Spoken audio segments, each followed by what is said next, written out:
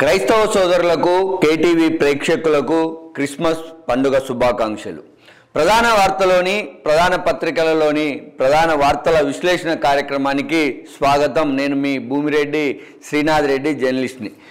ఆంధ్రజ్యోతి పత్రిక ప్రధాన పత్రికలో ముఖ్యమైన వార్తలను ఒకసారి గమనిస్తే, రామాయపట్నంలో భారీ రిఫైనరీ, పెట్రోకెమికల్ కాంప్లెక్స్ కూడా 6,100 కోట్ల అంచనాతో ఏర్పాటు, బీపీసీఎల్ బోర్డు సమావేశంలో నిర్ణయం, తక్షణమే స్టాక్ ఎక్స్చేంజీలకు సమాచారం, స్టాక్ మార్కెటింగ్లో లిఫ్టింగ్ కోసం ప్రతిపాదన అంటూ ఏదైతే ఆంధ్రప్రదేశ్లో మరో కేంద్ర ప్రభుత్వ రంగ సంస్థ భారీ పెట్టుబడి పెట్టనుంది. నెల్లూరు జిల్లా రామాయపట్నంలో భారీ greenfield refinery come petrochemical complex ఏర్పాటు చేయాలని భారత్ పెట్రోలియం కార్పొరేషన్ లిమిటెడ్ నిర్ణయం తీసుకుంది. దీనికి సంబంధించినటువంటి వార్తను అటు ఆంధ్రజ్యోతితో పాటు ఈనాడులో కూడా ప్రధానంగా వార్త ఇది కనిపిస్తున్నటువంటి పరిస్థితి అయితే కనిపిస్తోంది. రాష్ట్రంలో బీపీసీఎల్ ఆయిల్ రిఫైనరీ అంటూ భారత్ పెట్రోలియం ఏదైతే పెట్రోల్కు సంబంధించినటువంటి కేంద్ర ప్రభుత్వ సంస్థ భారీ పెట్టుబడులతో ఆంధ్రప్రదేశ్లో పెడుతున్నటువంటి అంశం అన్ని ప్రధాన పత్రికలలో కూడా ముఖ్యమైన వార్తగా కనిపించింది. మరొకటి, ఆంధ్రప్రదేశ్లో సంజయ్పై ఏసీబీ కేసు, సిఐడిలో బద్దలైన భారీ కుంభకోణం, ఆయన హయాంలో అగ్నికి చెదులు, ఎస్సీ ఎస్టీలకు అవగాహన పేరుతో 1.16 కోట్ల స్వాహా చేసినట్లు సమాచారం. ఖర్చు చేసింది 3.1 లక్షలు, డ్రా చేసింది మాత్రం 1.19 కోట్లని నిర్ధారణ. 2 పైసల ఖర్చు చేస్తే 98 పైసలు తినేసినటువంటి వైనం అంటూ అగ్నిమాపక శాఖలోను అంతకుముందు సిఐడిలో ఉన్నటువంటి సమయంలోనూ సంజయ్ పైన నమోదైనటువంటి అప్పుడు ఆయన చేసినటువంటి ఖర్చులు, ప్రభుత్వ సొమ్మును దుర్వినియోగం చేసినటువంటి అంశాలపై ఏసీబీ కేసు నమోదైంది. దానికి సంబంధించినటువంటి వార్తను కూడా ఆంధ్రజ్యోతి తన ప్రధాన ఎడిషన్లో స్థానం కల్పించింది. తప్పైపోయింది, చిక్కలపల్లి పోలీస్ స్టేషన్లో అల్లు అర్జున్ కన్నీరు, తొక్కిసలాట వీడియో చూసి భావోద్వేగం, న్యాయవాది సమక్షంలో పోలీసుల విచారణ. ఉదయం 11 గంటల నుంచి దాదాపు మధ్యాహ్నం 2:45 వరకు బన్నీని అక్కడ చిక్కడపల్లి పోలీస్ స్టేషన్లో విచారించినట్లుగా తెలుస్తోంది.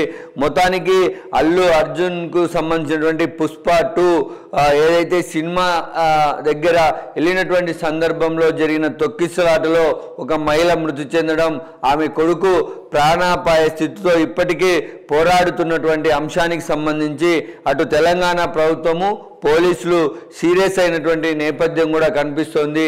ఈ సినీ పరిశ్రమ దాంతో కొంత ఈ ఇష్యూను కొంత సానుభూతితో ముందుకెళ్లాలని ప్రయత్నం చేసినా కూడా బన్నీ పెట్టినటువంటి అంటే అల్లు అర్జున్ పెట్టినటువంటి మీడియా సమావేశం అటు ప్రభుత్వాన్ని ఇటు పోలీసులను కూడా మరింత కోపోద్రిక్తుగా చేసినటువంటి పరిస్థితులు అయితే చూసాం. నిన్న విచారణ సందర్భంలో ఆ బన్నీ ఆ వీడియోలు చూసి కన్నీరు అయినట్లుగా కూడా భావోద్వేగానికి గురైనట్లుగా కూడా ఆంధ్రజ్యోతి కథనాన్ని బట్టి చూస్తే అర్థమవుతోంది. మరొక వైపు ఫైబర్ నెట్ను ముంచేశారు. గత 5 ఏళ్లలో చేసినటువంటి అరాచకం, అస్తవ్యస్తం, కార్పొరేషన్లో వేతనాలు తీసుకుంటూ మంత్రులు ఇళ్లలో పనులు, ఫోన్ ఆదేశాలు, వాట్సాప్ మెసేజ్లతోనే కొలువు, నియామక పత్రాలు లేవు. ఏదైతే ఫైబర్ నెట్లో 410 మంది అనధికారిక ఉద్యోగులను ఆ సంస్థ చైర్మన్ జీవి రెడ్డి తొలగించారు. ఆయన తొలగించేటటువంటి క్రమంలో ఏర్పాటు చేసినటువంటి మీడియా సమావేశంలో అనేక ఆసక్తికరమైనటువంటి అంశాలను కూడా తీసుకొచ్చారు. ఫైబర్ నెట్ పేరుతో నియామక పత్రాలు లేవు, రిజర్వేషన్లు లేవు, వైఎస్ఆర్ కాంగ్రెస్ పార్టీకి సంబంధించి కానీ లేదా వైసీపీ ప్రభుత్వ పెద్దల నుంచి కానీ మెసేజ్లో ఫోన్ కాల్స్ వస్తే వారిని నియమించినట్లుగా కూడా ఆయన నిన్న ఆరోపించడం జరిగింది. వారి ద్వారా ఫైబర్ నెట్ ద్వారా జీతాలు తీసుకుంటూ మంత్రులు, ఎమ్మెల్యేల ఇళ్లలో కూడా పని చేయించుకున్నారు. వారి యొక్క వ్యక్తిగత పనులకు కూడా ఫైబర్ నెట్ నిధుల ద్వారా జీతాలు తీసుకుని ఉద్యోగులను వాడుకున్నారన్నటువంటి అంశాన్ని ఆయన ప్రస్తావించారు. మరొక 200 మందిని త్వరలో ఉద్వాసనకు కూడా పలుకుతామన్నారు. మొత్తానికి ఫైబర్ నెట్లో వైకాపా అక్రమంగా లేదా ఈ ఏదైతే రాజకీయ పరమైనటువంటి ప్రేరేపిత నియామకాలు ఉన్నాయో వారందరిపైన వేటు పోతా ఉంది. ఇప్పటికే 400 మందిని తొలగించారు, మరొక 200 మందిని తొలగించడానికి సిద్ధంగా ఉన్నారు. ఒడిశా గవర్నర్గా హరిబాబు, మిజోరాంకు జనరల్ వికే సింగ్, కేరళ బీహార్ గవర్నర్ల పరస్పర బదిలీ అంటూ 5 రాష్ట్రాల్లో గవర్నర్లకు మార్పులు చేర్పులు జరిగాయి. హరిబాబుకు సంబంధించి కొంత ఆరోగ్య పరిస్థితి విషమంగా ఉండడం, తర్వాత కోలుకోవడం, ఆయన ఆరోగ్యం బాగలేనప్పుడు ఇంద్రసేన రెడ్డి ఈయన రాష్ట్రానికి ఇన్ఛార్జ్ గవర్నర్గా వ్యవహరించారు. ఇవన్నిటినీ దృష్టిలో పెట్టుకొని హరిబాబుకు మరొకసారి అవకాశం ఇచ్చినటువంటి కేంద్ర ప్రభుత్వం ఆయనకు అంటే విశాఖకు దగ్గరగా ఉన్నటువంటి ఒడిశాకు గవర్నర్గా నియమించింది. అంటే విశాఖపట్నం పక్కనే ఉండడం వల్ల ఆయనకు కొంత ఉపయోగపడేటటువంటి అవకాశం ఉంటుంది. మరొక మంచి అంటే ఆంధ్రజ్యోతి ప్రధానంగా జగన్ మీడియాకు దోచిపెట్టారు, సమాచార మాజీ కమిషనర్ విజయ్ కుమార్ రెడ్డిపై ఏసీబీ కేసు నమోదైంది. ఆయన ఏదైతే పారదర్శకంగా వ్యవహరించి పత్రికల యొక్క సర్క్యులేషన్, ఛానళ్లకు సంబంధించినటువంటి నిబంధనలు ఇవన్నీ పాటించి అడ్వర్టైజ్మెంట్లను పంచాల్సినటువంటి ఉంటుంది. కానీ ఆయన ఇవేమీ పట్టించుకోకుండా సాక్షి పత్రికకే ఎక్కువ ఇచ్చాడని, మహా టీవీ, ఏబిఎన్ ఆంధ్రజ్యోతి, ఈనాడు లాంటి వాటికి అసలు ప్రకటనలే ఇవ్వద్దని మౌఖికంగా ఆదేశాలు జారీ చేశారని, దీని ద్వారా ప్రభుత్వ ఆదాయం దుర్వినియోగమైందని, అవసరం లేని చోట కూడా ఎక్కువ డబ్బు ఖర్చు పెట్టారని, అంటే తారీఫ్ ఈ సాక్షి తారీఫ్ను మించి కూడా డబ్బులు ఇచ్చారన్నటువంటిది ఆయన పైన అభియోగం ఉంది. దానికి సంబంధించినటువంటి ఇంకొక ప్రధాన వార్త, తదుపరి సీఎస్గా సాయి ప్రసాద్, ప్రభుత్వ ప్రధాన కార్యదర్శి ఎంపికపై ముఖ్యమంత్రి చంద్రబాబు కసరత్తు. ఈ నెలాఖరుకు నీరబ్ పదవీ విరమణ, సీనియారిటీ జాబితాలో శ్రీలక్ష్మి, కానీ అవినీతి జైలు కేసులతో కలకలం. తదుపరి ఆంధ్రప్రదేశ్ రాష్ట్ర ముఖ్య కార్యదర్శిగా సాయి ప్రసాద్ నియామకం దాదాపుగా ఓకే అయినట్లుగా తెలుస్తోంది. దానికి సంబంధించినటువంటి వార్తనే ఆంధ్రజ్యోతి ప్రచురించింది. ఇప్పుడున్నటువంటి ఏదైతే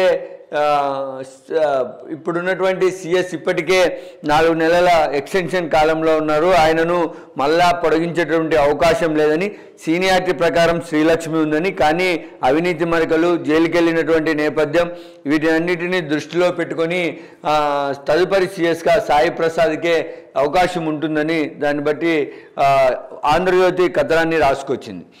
ఈనాడు కథనం కూడా భారత్ పెట్రోలియంకు సంబంధించినటువంటి ఈ ఏర్పాటు చేసేటటువంటి సంస్థకు సంబంధించినటువంటి అంశం, ఐపీఎస్ అధికారి సంజయ్ పైన ఏసీబీ కేసు, అగ్ని ఎన్ఓసి వెబ్సైటు, యాప్ అభివృద్ధి, నిర్వహణలో నిధుల దుర్వినియోగం లాంటి అనేక అంశాలపైన ఆయన పైన ఏసీబీ కేసు పెట్టేటువంటి ఛాన్స్ ఉంది.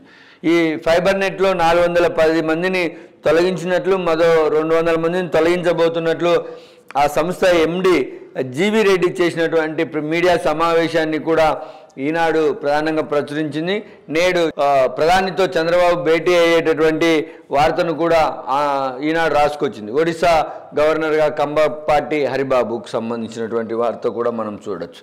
దాదాపుగా ఫైబర్ నెట్లో జరిగినటువంటి రాజకీయ ప్రేరేపిత ఉద్యోగాల అంశము, అదేవిధంగా ఏసీబీ కేసుల నమోదుకు సంబంధించిన అంశం అటు సమాచార శాఖలోను ఇటు ఫైర్కు సంబంధించినటువంటి వాటిలోనూ ముఖ్యంగా ఇవి మాత్రమే ఈనాడు ఆంధ్రజ్యోతిలో కనిపించాయి.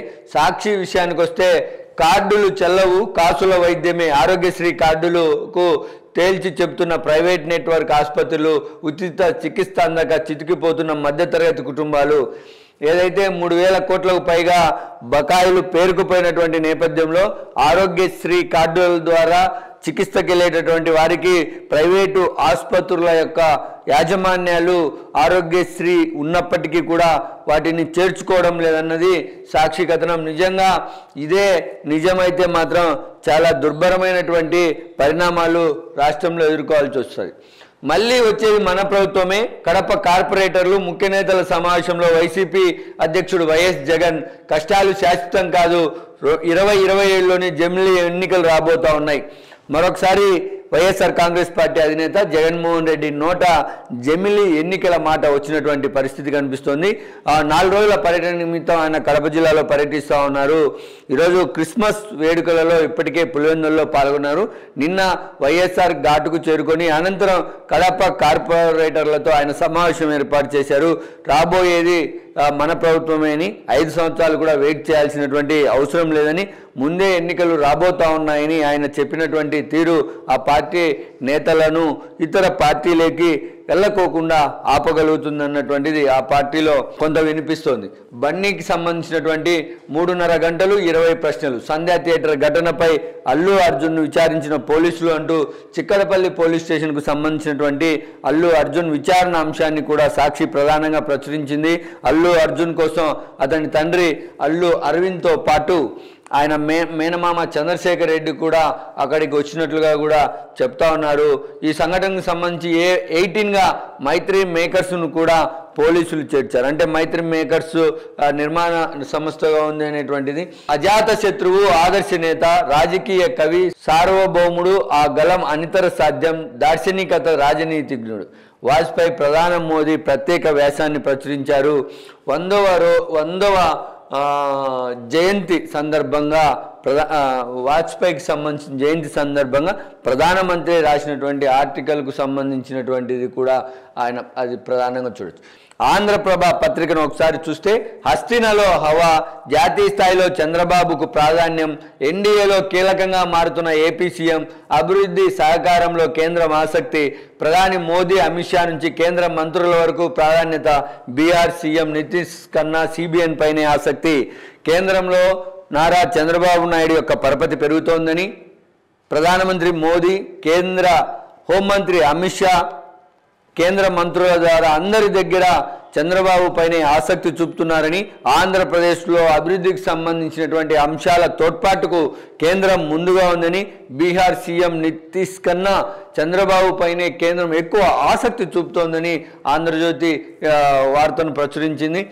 ఆంధ్రప్రభలో మనం చూసినట్లయితే పోలీసుల బౌన్సర్, రేవతి మృతి విషయం తెలియదా, ఇదిగో వీడియో ఫుటేజ్ అంటూ ఏదైతే అల్లు అర్జున్ విచారణకు సంబంధించి చిక్కలపల్లి పోలీస్ స్టేషన్లో ఆయన పైన పోలీసులు స్పందించినటువంటి ప్రశ్నలను బౌన్సర్లుగా పేర్కొంటూ ఆంధ్రప్రభ వార్తను ప్రచురించింది. ఇక బందర్లో రిఫైనరీ 6,100 కోట్లతో బీపీసీఎల్ పెట్టుబడులు, గవర్నర్ మార్పులు, కంబపాటికి ఒడిశా బాధ్యతలు అంటూ వార్తను, అదేవిధంగా కడపలో జగన్ పర్యటనలో 2027 చివరిలోనే జమిలి ఎన్నికలు రాబోతున్నట్టు చెప్పినటువంటి మాజీ ముఖ్యమంత్రి జగన్ రెడ్డి వ్యాఖ్యలు.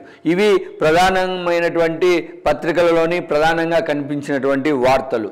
ఇది ఇవాల్టి ప్రధాన పత్రికలలోని ప్రధాన వార్తల విశ్లేషణ కార్యక్రమం. నమస్తే.